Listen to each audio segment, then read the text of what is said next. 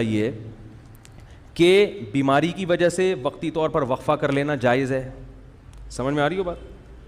اسی طرح عورت کے لیے بچہ سنبھالنا، ایک جڑواں پیدا ہو گیا، بگلے بھی جڑواں ہوں گے وہ، اور اتنی آمدن نہیں ہے کہ وہ دائی رکھیں گھر میں یا ڈے کیئر میں جمع کرائیں ان بچوں کو، خود ہی پالنا پڑتا ہے اور گھر میں اور بہت سارے کام بھی ہیں. تو اس نیت سے اگر کوئی کرنا چاہے وقفہ تو اللہ کی طرف سے پابندی بولو بھائی نہیں ہے. سمجھ میں آ رہی ہے بات؟ تو پابندی نہیں ہے. کوئی ایسا وقتی عارضی طریقہ اختیار کر کے وقفہ کیا جا سکتا ہے، اگرچہ پسندیدہ نہیں ہے شریعت کی نظر میں. اسلام میں ترغیب یہی ہے کہ نہیں کرو وقفہ، لیکن اگر کوئی کرتا ہے تو جائز ہے. لیکن یاد رکھو اس نیت سے وقفہ کرنا کہ میں اسکول کی فیسیں کہاں سے بھروں گا.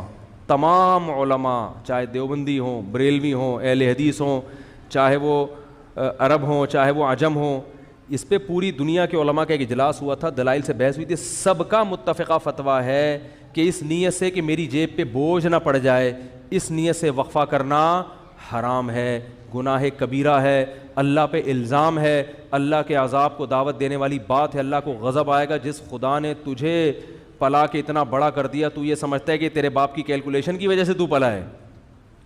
اب تو اگلی نسل کو اس لیے روک رہا ہے کہ کھلائے، تو کھلاتا ہے یا میں کھلاتا ہوں. حمل کے وسائل کے استعمال سے مردوں کے جسمانی نظام میں برہمی پیدا ہو سکتی ہے. حمل روکنے کی تدبیر عورت اختیار کر رہی ہے، عورت کے ساتھ نقصان کس کو ہوگا؟ مرد کو بھی نقصان ہوتا ہے اس کا. عارضی طور پر ان میں سیکچول ویکنس بھی پیدا ہو سکتی ہے. مجموعی حیثیت سے یہ کہا جا سکتا ہے کہ ان وسائل کا کوئی زیادہ برا اثر مرد کی صحت پہ نہیں پڑتا، مگر اس بات کا ہمیشہ خطرہ رہتا ہے کہ مانے حمل تدبیر اختیار کرنے سے جب مرد کو اپنی اس کی جو ڈیزائرز ہیں پوری طرح سے پوری نہیں ہوں گی، جو ازل کا طریقہ ہے نا، کانڈوم وغیرہ کا طریقہ. مجھے شرم آ رہی ہے یہ باتیں کرتے ہوئے، لیکن بہرحال مجبوراً کرنی پڑ رہی ہے کیونکہ اب گورنمنٹ اس پہ اشتہار بھی چلائے گی. یہ بیہودہ اشتہارات بھی یعنی چلا سکتی ہے گورنمنٹ، تو مجبوراً بڑی مصیبت سے بچنے کے لیے چھوٹی مصیبت کو اختیار کیا جاتا ہے. لوگ یہ سمجھتے ہیں کہ یہ طریقہ تو نقصان دہ ہے ہی نہیں. ایسا نہیں ہے، ایسا نہیں ہے. کبھی کبھار تو ٹھیک ہے، لیکن جب 3 بچوں کے بعد آپ نے حمل روکنا ہے تو 5 سال آپ کو یہ طریقہ اختیار کرنا پڑے گا، جو کہ نیچرل. ایک مثال بڑی بیہودہ ہے لیکن دینی پڑ رہی ہے. آپ اپنی زبان پہ کوئی شاپر رکھو اور پھر آپ کوئی چیز کھانا شروع کر دو، یہ نیچرل ہوگا؟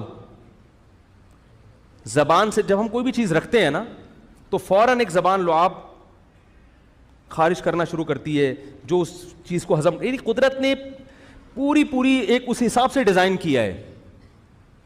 تو ایک دفعہ آپ نے شاپر رکھ کے روٹی کھا لی، 2 دفعہ کھا لی، 3 دفعہ کھا لی، 20 دفعہ کھاؤ گے تو معدہ کیا کر دے گا؟ ہضم کرنا چھوڑ دے گا، نقصان ہونا شروع ہو جائے گا. تو وہ طریقہ جو سب سے زیادہ کم نقصان دہ سمجھا جاتا ہے وہ بھی کم نقصان دہ نہیں ہے.